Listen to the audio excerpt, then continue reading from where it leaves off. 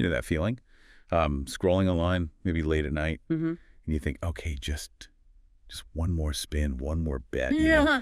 chasing that buzz. Yeah, it's really powerful pull, and it can feel so personal, can it? Like it's all down to your willpower. Exactly. Mm-hmm. But what if?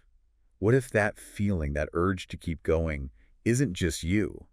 What if the platform itself, the app or website, is actually like designed to make you feel that way, to keep you there? Well, that's precisely what our sources are digging into today. We're doing a deep dive into something called dark patterns. Dark patterns. Okay. Specifically how online betting platforms use them. Mm-hmm. The research makes it super clear these aren't glitches or mistakes, they're deliberate design choices. Deliberate. Wow. Yeah, built specifically to exploit human psychology, and apparently they're absolutely everywhere in online gambling. Everywhere. Right. So let's break that down. What does that actually look like? Okay, so one of the most common ones the sources point out is the near-miss effect.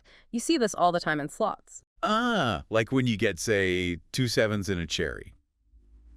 Almost the jackpot, but not quite. Exactly that. Your brain sees that and registers it as being incredibly close to a win. It's not random. The system is actually designed to show you those near misses more often. Why? What does that do? Well, fascinatingly, it triggers dopamine spikes in your brain. Very similar to an actual win. Really? Even though you lost? Yeah.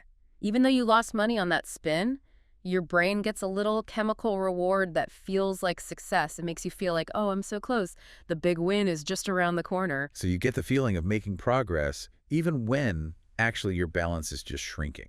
That's pretty wild manipulation. It's a powerful psychological trick. It gives you this false sense of hope right after a loss. Okay, so that keeps you spinning.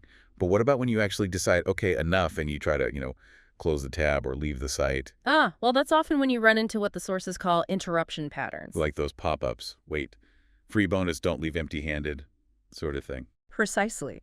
They literally pop up to break your intention, the decision you just made to stop playing. The interface throws up a barrier, an obstacle, and an incentive to pull you right back in. I bet those bonuses aren't just free cash, are they? Almost never. The sources really stress this. They nearly always come with these really high wagering requirements. Sometimes you have to bet like 50 times the bonus amount before you can actually withdraw any winnings from it. 50 times, wow. Yeah, so it's less a gift and more. Well, it's described as a leash. It ties you back into betting for much longer than you probably planned. A leash. Yeah, that paints a clear picture. Okay, so beyond those interruptions, what else are they doing to keep you glued to the screen? I often notice those live odds feeds constantly updating. Right, that constant stream of stuff happening, infinite scrolling lists of bets, live scores changing every few seconds, flashing hot bet notifications. It all contributes to creating a kind of flow state. A flow state. Yeah, where you just lose track of time, you lose track of how much money you're actually spending, you even kind of lose track of the world outside the screen. It's described in the research as a weaponized interface. Weaponized interface.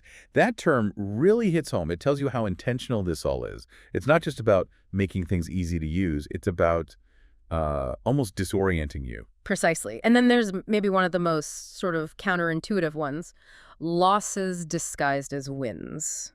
LDW for short. Losses disguised as wins. How on earth does that work? Okay, imagine you bet, say, $5 on a spin or a hand, and you win back maybe $1.50. Okay, so you're still down $3.50. That's a loss. Financially, yes, absolutely. But what happens on the screen? Flashing lights, maybe bells, celebratory sounds, confetti animations. So it looks and sounds like you won big. Exactly. The whole interface signals winner. It uses all the sensory cues your brain associates with the jackpot, even though overall you lost money on that specific transaction.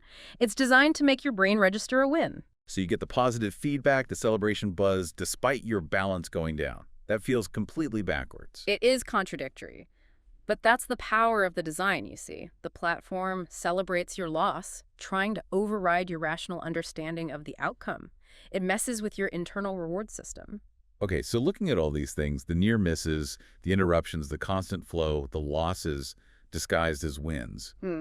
What does this mean for you, the listener, if you're interacting with these sites? Well, the main takeaway is that knowledge is power, right? Just understanding that these patterns exist, that the environment is intentionally designed with these manipulative tactics, it changes things. How so? It helps you realize it might not just be about, a personal failing or some lack of self-control, you're actually navigating an environment that's actively rigged against your intention to stop or limit yourself. It shifts the frame Yeah. from I need more willpower Mm. to, okay, this system is designed to make willpower really, really difficult. Exactly. The sources put it starkly. The house doesn't just have favorable odds, it designs the entire arena you're playing in. Every little detail is potentially geared towards keeping you there, keeping you betting. So the final thought is really about awareness then. Yeah. Stay sharp, stay aware, recognizing the designs, seeing these patterns for what they are. That's the crucial first step. It gives you back some agency in deciding how you want to interact with these platforms, or if you want to interact at all. The environment itself is constructed. Be mindful of the architect.